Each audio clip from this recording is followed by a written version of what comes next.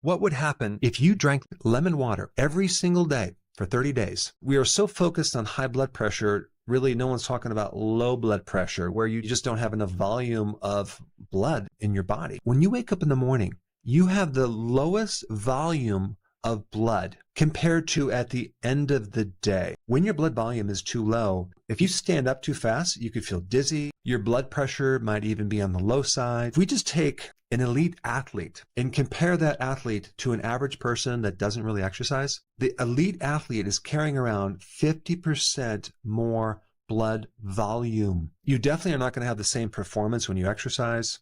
You're just not going to feel quite the same. I do not like drinking anything in the morning because typically when I drink liquid in the morning, I just don't feel right. I'll drink coffee, but I don't want to drink anything else until the afternoon. And I finally realized what that is, and I want to give you a solution. If you just drink water, especially in the morning when you have the lowest blood volume, you're basically going to be diluting these electrolytes, specifically sodium. Now that's a huge mistake because you're going to be more dehydrated, because it's not just water that increases the volume of blood. You also need to add some salt, and then that salt will allow you to hold the water in your blood. And so just a pinch of that sea salt with lemon is going to make you feel so much better, especially if you do it for 30 days. And especially like 1 hour before you exercise as well. For some people, they might even feel better if they add even more salt. And then if you also look at the circadian rhythm of the entire 24 hours, where's the highest amount of cortisol? In the morning at 8 a.m. And that's when you have the highest level of cortisol. And did you know what can lower cortisol is sodium? That's right. This is why some people have a little salt before they go to bed to lower cortisol so they can sleep better. In the morning, when cortisol is very, very high, that can also affect feeling stressed or also mobilizing sugar from your liver, which affects your blood sugar. What you need to know is that salt can help reduce cortisol. By having salt in the morning, you can start with a stress-free day and with enough volume of fluid to be able to have the energy and the exercise that you need, and also to prevent if you get up too quickly and feel a little dizzy. You won't have that if you have enough volume of fluid. That's the salt benefit. And of course, I would use like a pinch of Himalayan sea salt. Or if you do have a tendency to have high blood pressure and you want more potassium, magnesium, you can use the Baja Gold salt, which is only 70% sodium, and then the rest is all these other minerals. But now let's talk about the benefits of the lemon. If you use the fresh lemon, and say you cut it in half and you take both sides of the lemon, you just squeeze them in there so you have the juice of one lemon, you'll be getting some additional things that you wouldn't get from bottled lemon juice, and that would be vitamin C. Vitamin C is good for skin. It's good as an antioxidant for the inside of your arteries. But, you know, having an actual lemon is not always convenient. It is more convenient when you have a bottle of lemon juice in your refrigerator. I would highly recommend always doing organic lemon juice or an organic lemon because they use pesticides and you don't want that in this drink. There's one thing about lemons and limes. When you spray them, they absorb that pesticide inside the actual lemon. We also have the benefit of something called citric acid. So citric acid helps to reduce the risk of kidney stones because it binds with this oxalate thing, and then it reduces the chance of the formation of that stone. Lemon also has a tendency to reduce the incidence of gout because it can help lower uric acid.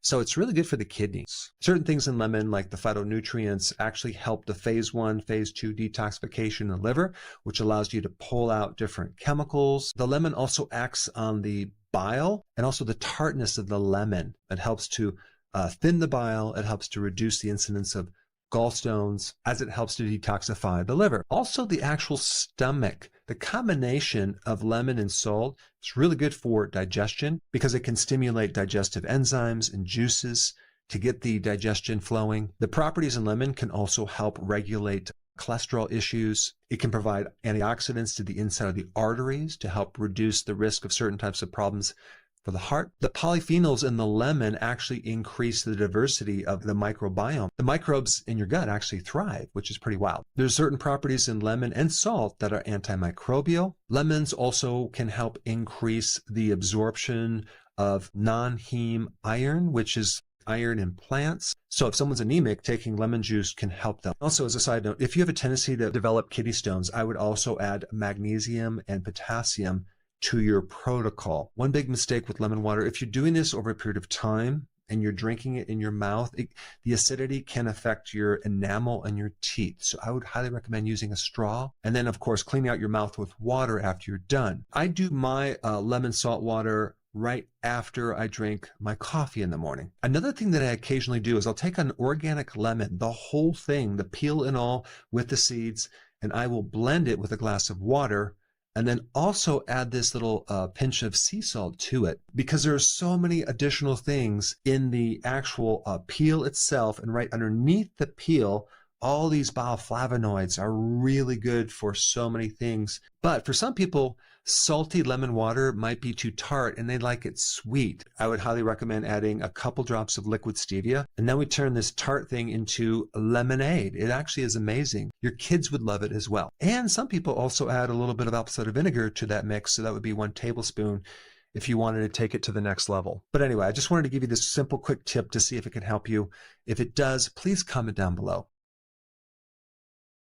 Hey, before you leave, I just wanted to give you a little quick history on some of the books that I wrote. This was one of the first books. It's called Dr. Berg Body Shapes. It was my attempt at writing about body types. What was very interesting about this book is I actually did all the images myself. Don't ask me why. They look actually not quite as professional as some of the images that I have in the new book. But anyway, this is my first attempt right here called Dr. Berg's Body Shape Diets. And then I wrote a book more extensive called The 7 Principles of Fat Burning. I don't even have a copy anymore, actually, because it's outdated. The next book, I put about 1,000 hours into this one right here called The New Body Type Guide. Major updates on the body types. I put a lot of energy into this. It has professional images, graphics, all sorts of things. Now, the problem with this book is it doesn't really describe what this is really about. Body types are only a small portion of what's in this book. And that's why I changed the name to the Healthy Keto Plan, okay? If you happen to have this book, you don't really need this book because there's some only very, very minor updates. But if you don't have this, you need to get this one right here. This book goes into every single detail that you would ever want to know about. It goes into the 7 principles of fat burning. It goes into hormones, the body types, the basic keto plan. It goes into intermittent fasting. I talk about the 10 fat burning triggers and blockers and fat burning strategies with a lot of details in every single chapter. I go into body issues that interfere with losing weight. There's very few people that just have a weight problem. They have a lot of body issues, whether it's sleeping problems, stress problems, inflammation, menopause. I cover that extensively in this book. Then I talk about how to get rid of stress, and I show you a technique. Then I get into exercising. And then I have a lot of really good recipes in this book as well. So this is a good reference guide. On my website, if you get this book, you get this one free. It's called Healthy Keto and Intermittent Fasting. This is the shortcut, quick guide to this book. And the reason I created this book is to have you, within 45 minutes, learn how to do keto, okay, in intermittent fasting, exactly what you need to do. Then you can fill in the blanks with this book right here. So right now I'm doing a special. If you get this book, you get this one totally free, or you can go to Amazon and get these individually. So I just want to clarify the difference between this book and this updated one right here. If you don't have this, you need to get this right here. That way you can get the exact correct information to do it healthily.